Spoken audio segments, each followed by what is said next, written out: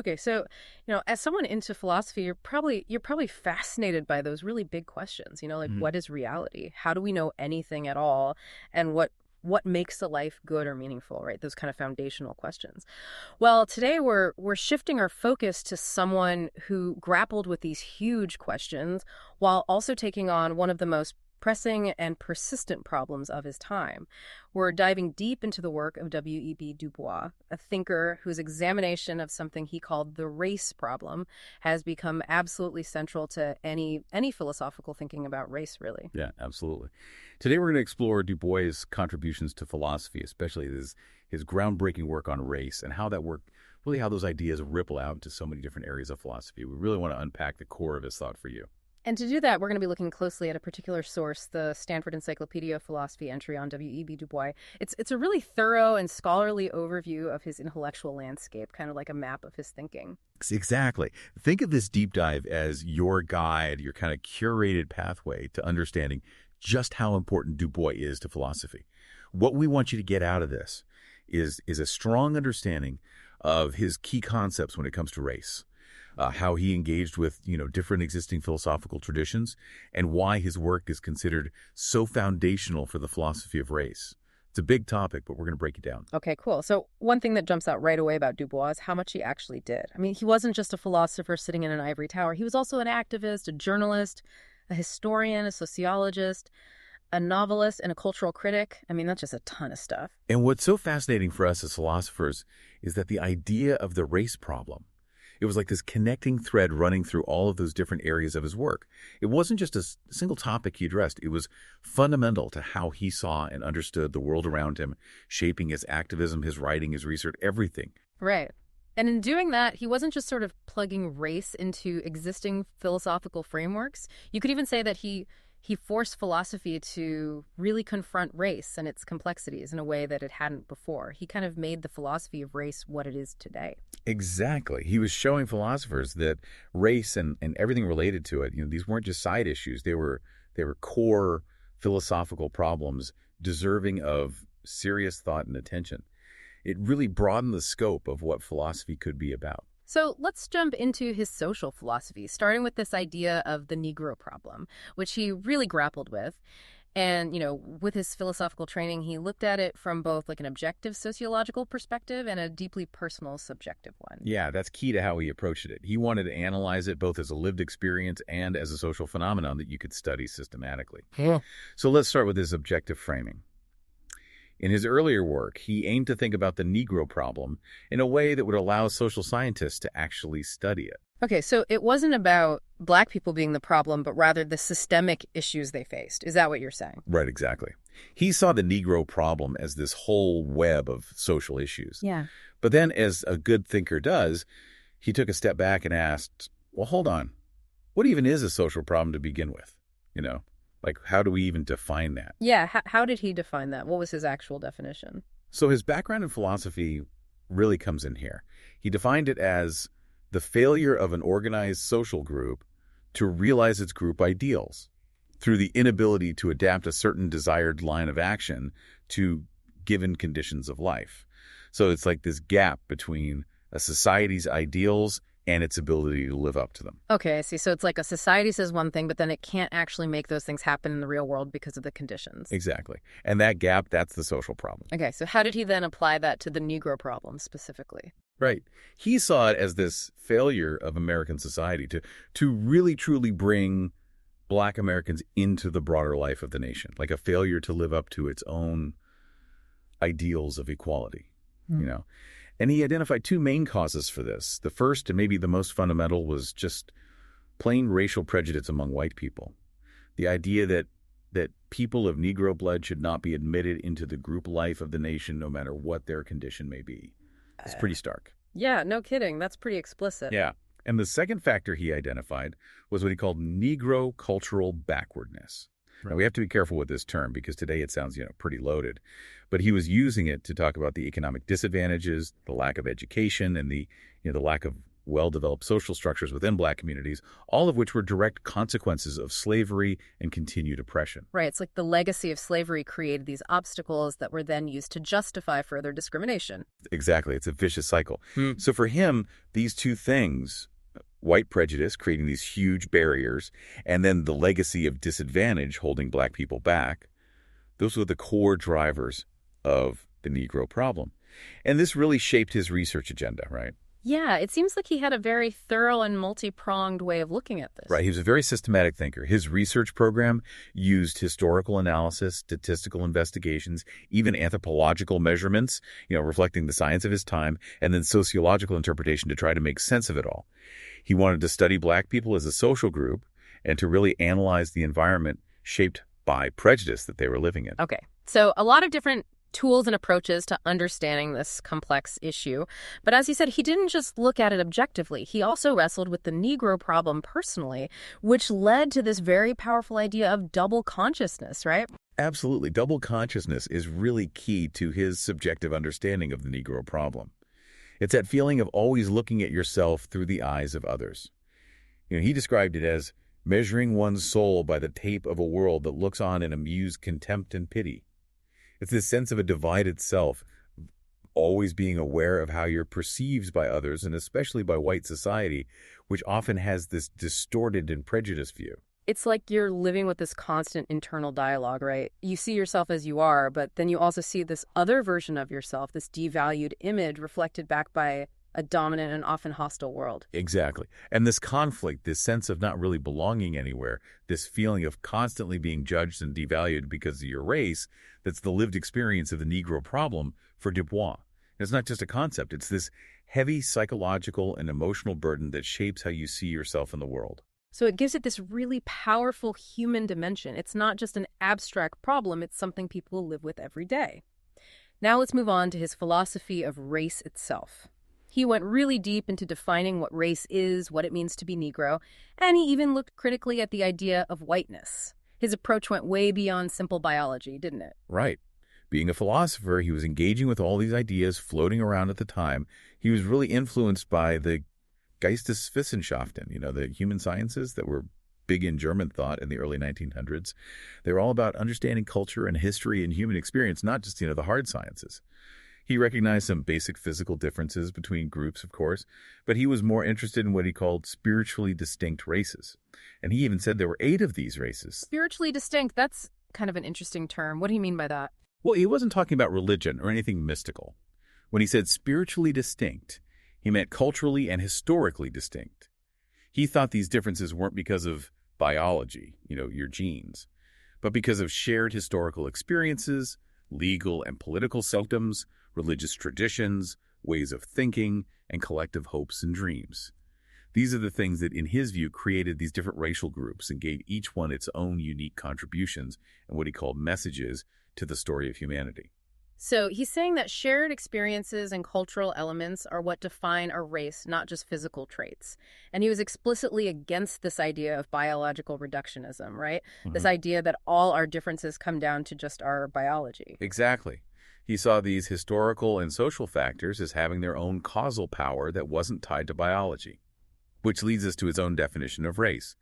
He argued that while natural scientists might have trouble defining these spiritually distinct races, historians and sociologists, because they focus on human experience and social structures, they could come up with clear definitions. Okay, so the shift in perspective from biology to the human sciences, that's really important here. So what was his actual definition of race then? He defined race as a vast family of human beings, generally of common blood and language, always of common history, traditions, and impulses, who are both voluntarily and involuntarily striving together for the accomplishment of certain more or less vividly conceived ideals of life. It's a mouthful, but notice the details there. Shared ancestry and language are often present, but it's the shared history traditions, collective impulses, and the striving towards common goals that really define a race in his framework. So being Negro for Du Bois wasn't just about having certain physical features. It meant being part of one of these spiritually distinct races with a shared history and a set of common goals, even if those goals weren't always clearly defined yet. Precisely. But his view of race wasn't static. It evolved over time. Later on, especially in Dusk of Dawn, he puts more emphasis on institutional factors and shared experiences of oppression when thinking about race.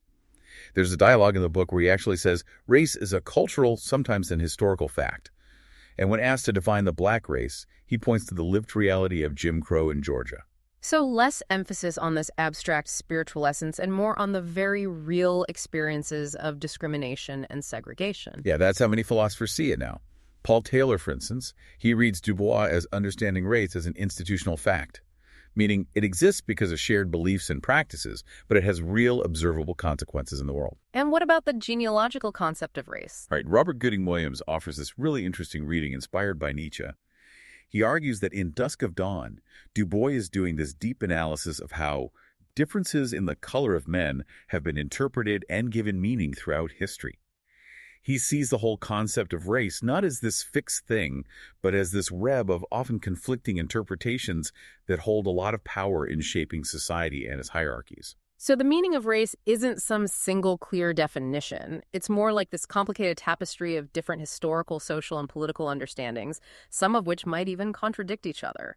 And this concept, even with all its contradictions, can be a tool for control. Yeah, exactly. Now let's talk about Du Bois' ideas about whiteness. He didn't just see it as the absence of blackness, right? No, he saw it as its own distinct thing, a social and political category that had real consequences.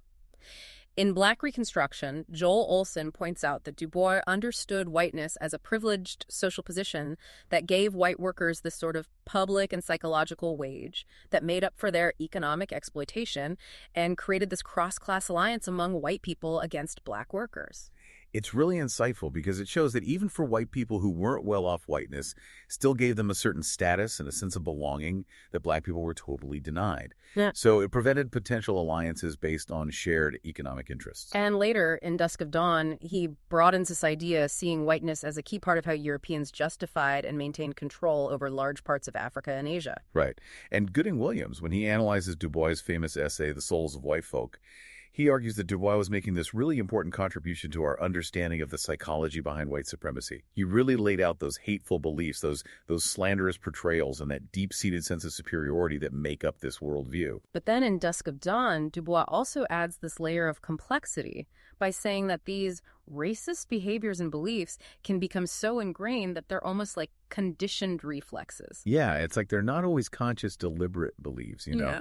They can become these deeply ingrained habits, unconscious patterns of thought and behavior that get passed down through generations and reinforced by how society works. And Ella Myers adds to this by arguing that Du Bois saw whiteness as offering all these different gratifications, not just material advantages, but also psychological boosts like feeling good about yourself, emotional comforts from belonging to a group, and even a kind of spiritual validation that comes from putting down the other. It's a really intricate understanding of what whiteness is, how it works, and how it benefits those who are considered white. So we see that Du Bois wasn't just theorizing about race, he was really committed to social reform. How did he see the role of sociology, of this science of human action, in bringing about real social change? He saw sociology as this field that emerged in response to the huge changes brought about by industrialization. It was all about trying to understand human behavior in this new modern world.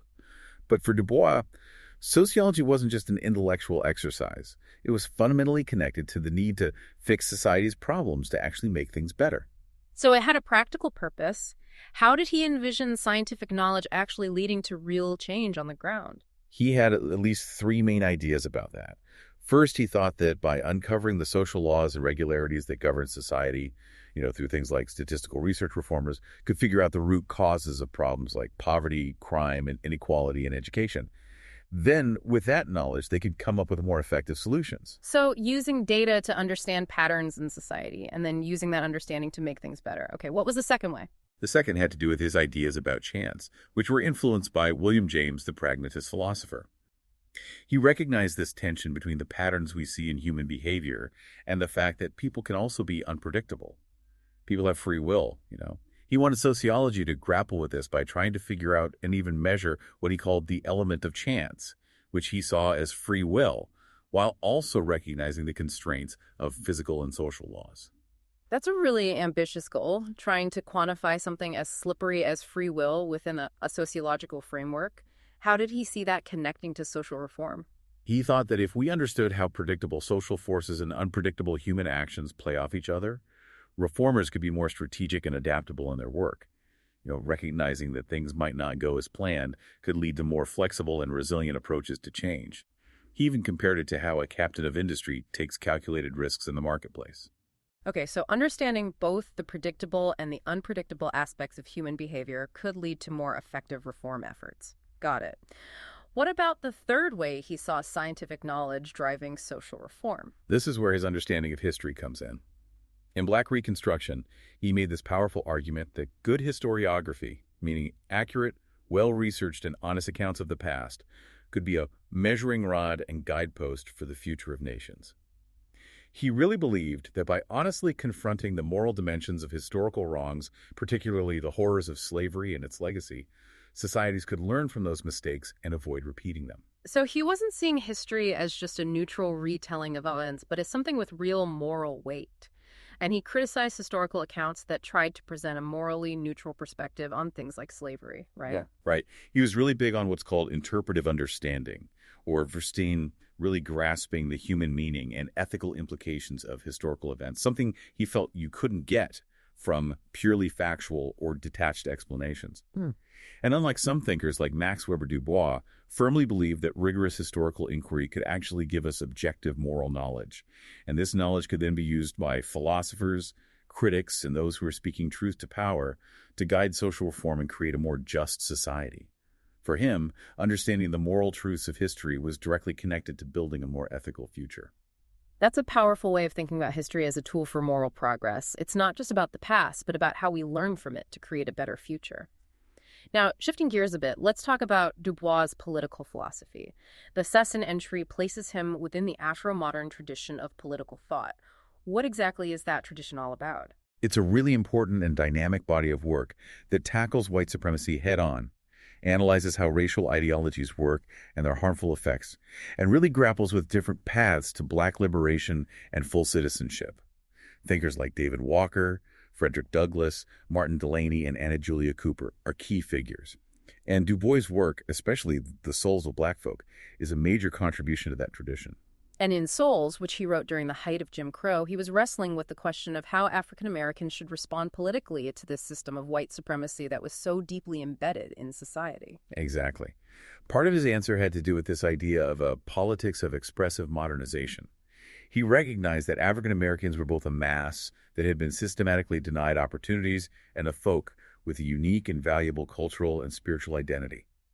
He argued that effective Black political action had to do both uplift the masses by embracing progress while also preserving and expressing the unique cultural contributions of the folk. And he saw a role for Black intellectuals and elites, the talented 10th, as he called them, in leading this process. Yes, he definitely believed that these educated elites were in the best position to lead this politics of expressive modernization.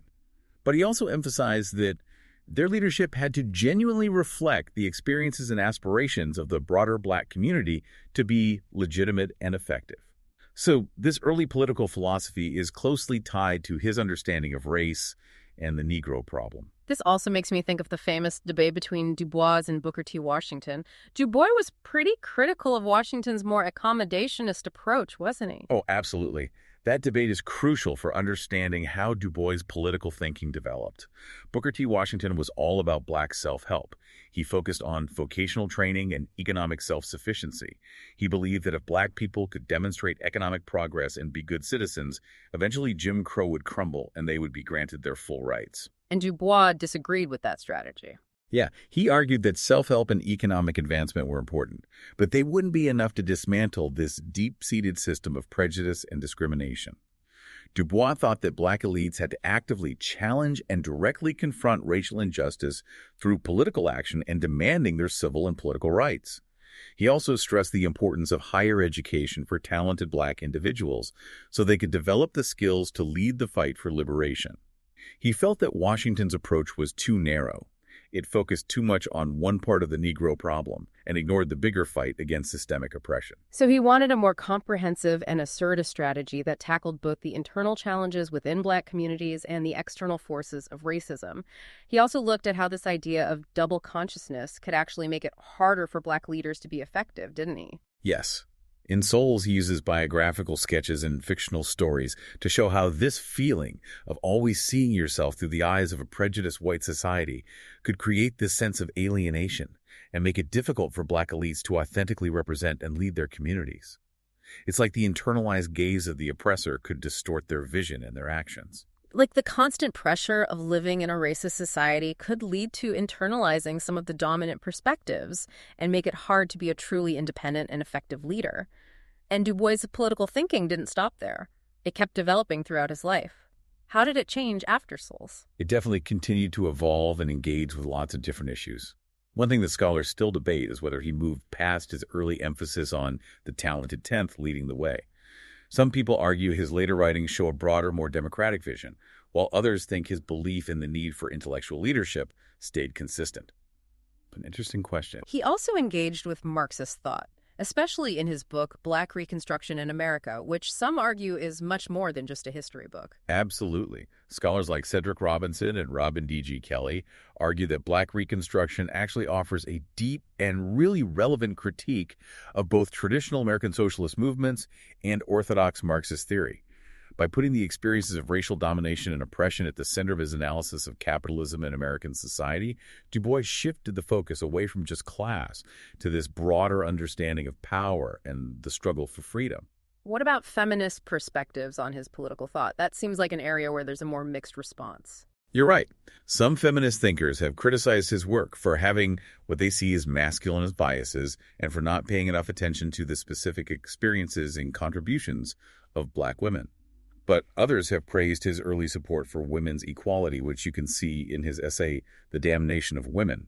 And they say that his analysis of intersecting oppressions actually foreshadowed intersectionality theory, the idea that race, gender, and class all work together to create different experiences of privilege and oppression. Right. Intersectionality being this key framework for understanding how different forms of inequality are interconnected. Exactly.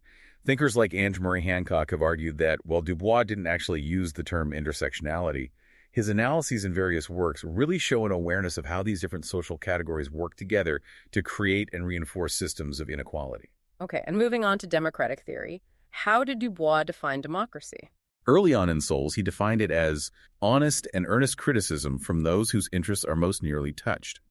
But later, in essays like The African Roots of War and of the Ruling of Men, he gets more critical of how democracy actually works. He criticizes what he calls democratic despotism, pointing out the hypocrisy of Western democracies that talk about liberty and equality at home while engaging in imperial exploitation and enforcing racial hierarchies abroad. He also becomes a strong defender of both universal suffrage and democratic socialism, basing his argument on the idea that you need the perspectives and experiences of everyone, especially those who have been historically marginalized, to create a truly just and effective society. His famous quote, "Only the sufferer knows his suffering," really captures this idea. It highlights the need for inclusive participation in a real democracy. That's a really powerful argument for broad democratic participation. And in Black Reconstruction, he introduces this idea of abolition democracy. Yeah, he saw abolition democracy as going beyond just legally ending slavery. It meant totally restructuring American society, creating new institutions that would guarantee the full economic, political, and educational inclusion of formerly enslaved people. It's a vision of democracy that goes beyond just formal equality and aims to dismantle the deep structures of racial inequality to create the conditions for genuine freedom. And finally, thinking about the later developments in his political thought, which were influenced by psychology, he seems to articulate this idea of a long siege against racial oppression. That's right. His views on the root causes of racial oppression changed over time. At first, he focused on ignorance and lack of understanding. Then he started to see the role of conscious ill will and economic self-interest. And finally, influenced by thinkers like Freud, he came to appreciate the impact of unconscious biases, irrational fears, and deeply ingrained psychological factors. This realization led him to believe that dismantling racism wouldn't be quick or easy. It would be a long siege that required sustained efforts in education, strategic use of propaganda to challenge dominant narratives, and a real engagement with the psychological roots of racial animosity. It's a more nuanced and maybe a bit more sobering perspective on how persistent racism is and the long-term commitment needed to really overcome it. So let's move on to Du Bois' contributions to philosophy of art.